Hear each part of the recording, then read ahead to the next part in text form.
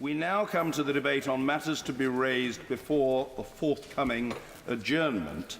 To move, I call Mr. David Amess. Mr. Speaker, I beg to move the motion on behalf of the Backbench Business Committee, standing in my name as on the order paper. Mr. Speaker, there are a number of issues I wish to raise before the House adjourns for the Christmas recess, and I do promise the House that I will get through them as quickly as I possibly can. And I will say to the House that there is a danger that I will appear grumpy throughout my speech because I have a long list of complaints about all manner of things, but I would reassure the House that I intend to be cheerful right at the end. Now, Mr. Speaker, you and I care about this place, and anything that I'm going to say about this place is in no way a criticism of your good self, because I think under your stewardship you have introduced a number of changes to our proceedings. We get through the order paper, the Speaker's lectures, or any manner of things I absolutely welcome. But I have to say to the House there are a number of developments in the House that I personally I'm not a fan of. I think it was a big mistake to change our Tuesday sittings to the hours that we had. I very much regret that we have PM's questions only on a Wednesday. I would like to return to 15 minutes on a Tuesday and a Thursday. The press gallery these days is constantly empty. I think we need to look at what the purpose of the press gallery is these days. Since we changed our sitting hours, the wonderful staff of the House of Commons who work so hard, I think the catering facilities have been devastated. That's meant all sorts of repercussions to a number of our staff. I much regret that. A little thing like access to the crypt. When I first came here, you pressed a bell, someone used to be in the members' cloakroom, you could gain admittance immediately. Now there seems to be a song and dance if you want to take your constituents down to see the crypt. Because, Madam Deputy Speaker, the point of this place, as I always understood, there were 646 democratically elected members of Parliament, and everyone worked here to support us in our work. I see increasingly as if we are the strangers in our own place. I think we should have a dedicated police and security force here. I do not understand that. It used to be a job for police officers as they reach retirement. Increasingly now we see new police officers every day. We see 2 or 3 officers carrying guns around with them. Quite what is going on, I don't understand. I'm very grateful to the honourable friend for allowing me to intervene on his speech. As previously I was the chairman of the Joint Committee on Security in this place, I have to say that the security threats to this place have increased over the years, and the idea just solely of having some very eminent but more elderly as they approach retirement police officers doesn't necessarily fit in with today's policing needs. Oh, I absolutely agree with my honourable friend, and I've been here so long. One of these officers carrying guns came up to me and said, "Do you remember that as a schoolboy you took me round the House of Commons?" So I do understand that things have changed dramatically since I've been here. No, that I'm not complaining about with my honourable friend. I'm saying that there seems to be a constant change in personnel, and I would have thought it would have been better to have had an established group here so that they understand the way the place works. But I think constantly there is huge change here, which I certainly don't approve of. So all I was going to say, Madam Deputy Speaker, is I do worry about this place. The damage started in 1997 when huge powers went to Quangos. Increasingly, it seems, if the place was shut for a few weeks, would anyone notice it? This is what I worry about. Where has the power gone from this place? But I fully accept that I'm no longer fashionable, Madam Deputy Speaker. I don't send email Christmas cards, I'm not on Twitter, I don't blog, I'm not on Facebook.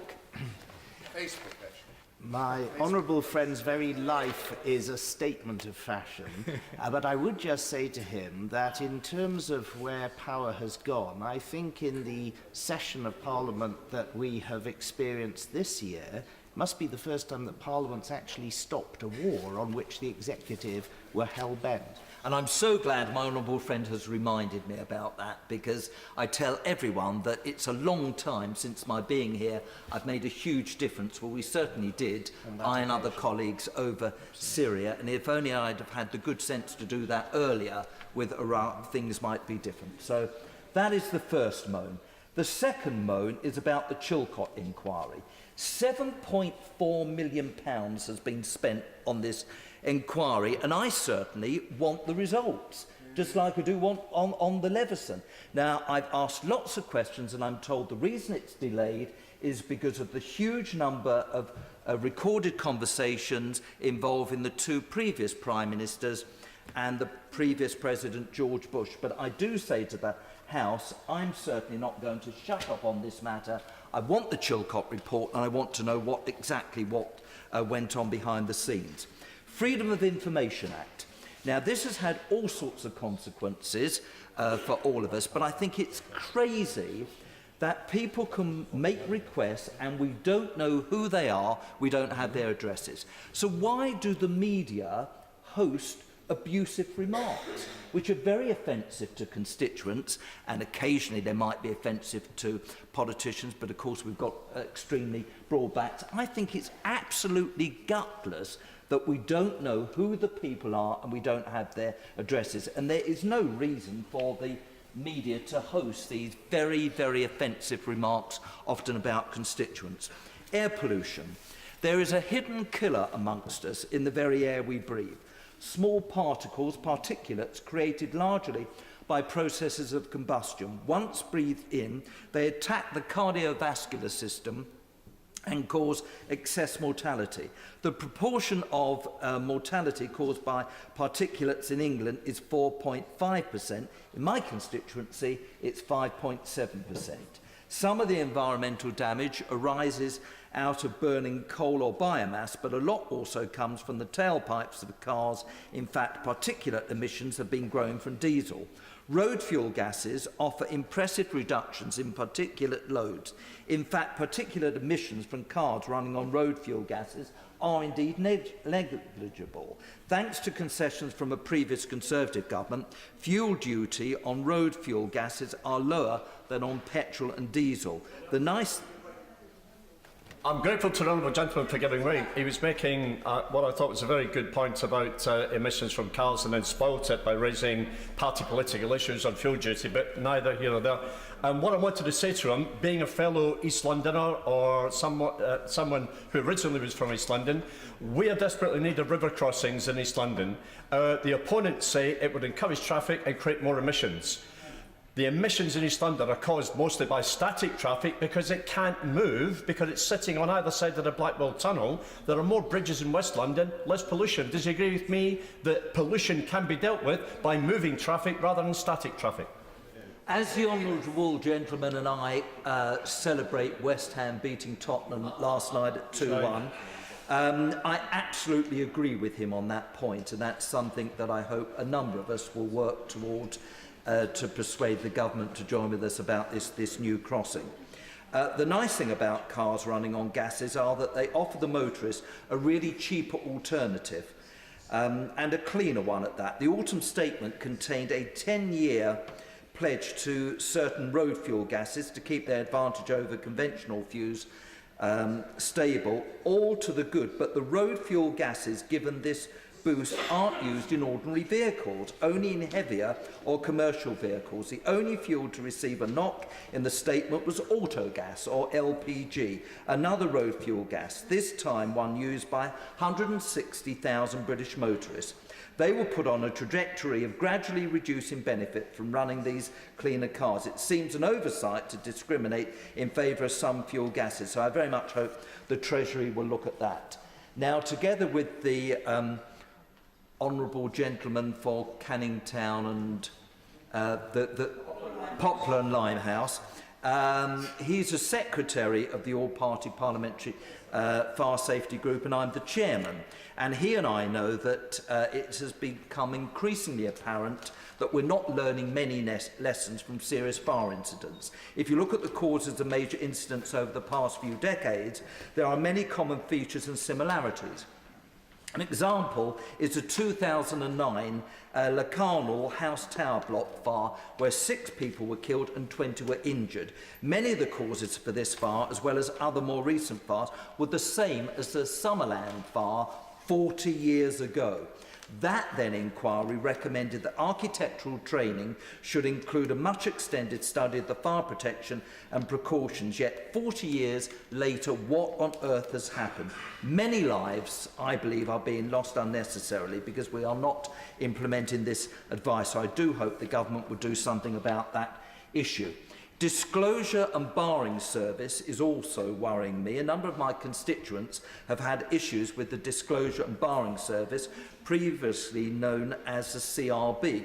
One constituent in particular, a young man with Asperger's, is finding it very hard to find employment because of this.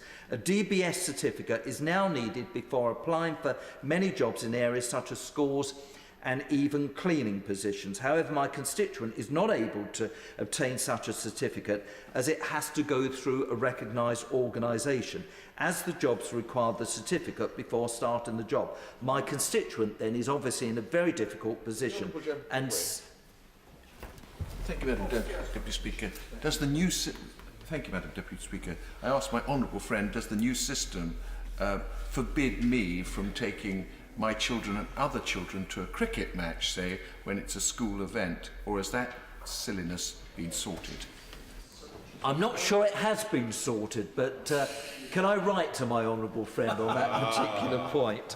I think it's crazy that individuals are not able to make standalone applications but have to go through an organisation. This needs to be changed. Now, last month, Madam Deputy Speaker, Heads in South and West had a meeting with the Secretary of State for Education. It was a first-class meeting, but the one issue that they raised was their concern about school governors. Head teachers require advice and guidance on a vast array of issues in order to ensure that the school is governed well. While parents may have the will and dedication to be a school governor, they don't always have the specialised knowledge. And the head teachers in Southend feel very strongly that they need more professionals from the finance sector. It would be an important asset to many school boards, providing important and necessary advice. However, currently there is not enough financial professionals volunteering for these posts, so I hope that the Secretary of State will send out a message to get more of these school governors. Blue badges. Lots of constituents have had issues regarding the changes in the way blue badges for disabled people work. The new system just simply, I think, is crazy. One constituent who has had difficulty with mobility was previously eligible for a blue badge and has had one for 6 years. Now, I thought as you age, Madam Deputy Speaker, you encounter more difficulties. It seems under the new system, as you age, you suddenly become more able. Crazy. Since the policy changed in April, the particular constituent said he's no longer eligible. He's appealed and was subsequently rejected. Only this morning, I've got a young lady who has one arm. We managed to get her a blue badge for the last 3 or 4 years. Hers has suddenly been stopped. This is absolute madness. Something needs to be done. Someone needs responsibility. And on this occasion, I'm asking the coalition government to fix it. I am chairman of the All-Party Parliamentary Group for Hepatology, and hepatitis is a public health issue that is a great concern to me. Public Health England estimates that there are some 215,000 people living with hepatitis C in the UK, and it is shocking that many of these remain undiagnosed. Hep C is an infection which causes significant liver damage, potentially resulting in cancer, and can go undiagnosed for many years due to lack of or generic nature of its symptoms. Despite these figures, further data from Public Health England suggests that if treatment was increased to just 10% in those with moderate hepatitis C and 20% in those with more advanced hepatitis C, the number of people who experience liver failure or liver cancer would fall by over 2,000 in the next 10 years. However, in my own constituency, Southend University NHS Foundation Trust ranks 31st out of hospitals in England for use of hepatitis B and C treatment, according to NICE's innovation scorecard. This certainly can be improved on. I have received constant criticism from constituents about South Essex Partnership Trust mental health services. Everyone in the House knows that mental health services are the Cinderella services, but when you meet constituents who have a loved one with a mental health problem and try and get assistance for them, the service is often lacking. Now, I do hope, Madam Deputy Speaker, that I will, in the new year, have a dedicated adjournment debate on this subject. But if anyone wants to look at mental health services in my area, until last month, it was headed up by a Mr. Dr. Patrick Geoghegan. When I was the MP for Basildon, he was a hospital porter. I'm not sure how you go from becoming a hospital porter to the chief executive. I think he was paid £230,000. I could go on and on about it. He took retirement last month. The culture continues. He's been replaced by the long service serving deputy. This just simply is not good enough. I've complained to Monitor, the Quality Care Commission, the Health Ombudsman, but I seem to be getting absolutely nowhere. So I asked the Deputy Leader of the House, who I think does smile occasionally, to have a word with the Minister of State at the Health Department to see if he can be more robust about this issue. Now, we do, Madam Deputy Speaker, at this time of year, think about animal welfare.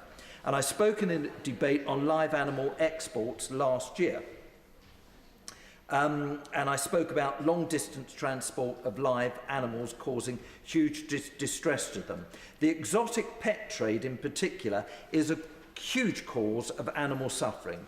It is also a conservation issue for some species, a concern to human health and safety, and a possible source of invasion in terms of non-native species, which costs the United Kingdom about £1.7 billion every year in management and control. Now, in 2002, I was a co-sponsor of a 10-minute rule bill called the Endangered Species Illegal Trade Bill, in which I called for increased penalties under the Endangered Species Import and Export Act 1976, which would have included exotic pet trading.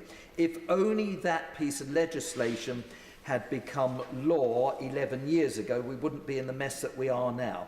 I think it would be good to have a wider debate around the Belgian and Dutch models of a positive list which limits the type of animals and which people are allowed to keep. This is supported by the Federation of Veterinarians in Europe. I end, Madam Deputy Speaker, on a cheerful note.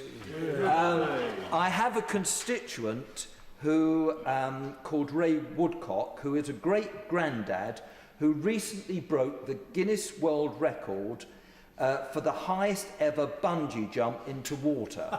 He jumped 383 foot from a crane into a flooded quarry to raise money for the Taxi Drivers Charity Fund for Children. I think that's absolutely marvellous. And I link it in with the final point that I have to make about the City of Culture. Now, some people in the House are aware that I was somewhat disappointed that Southend was not chosen as the City of Culture 2017. But I'm delighted to tell the House that last month Southend was selected as the alternative City of Culture. The launch took place at Gentin's Casino. We had Patty Boulay announced who was the alternative City of Culture. We had James Bourne there. We had Joe Wood there. We had a whole array of celebrities. Bruce Forsyth is supporting us. Lee Mead is supporting us. The list goes on and on and on. So I have to tell the House, Madam Deputy Speaker, that as of a month ago, Southend-on-Sea is at cultural war with Hull City.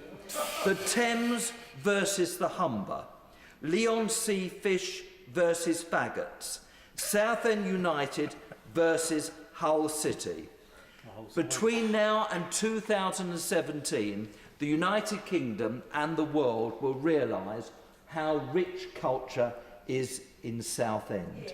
I wish you, Madam Deputy Speaker, everyone who works here, a very happy Christmas and a wonderful New Year.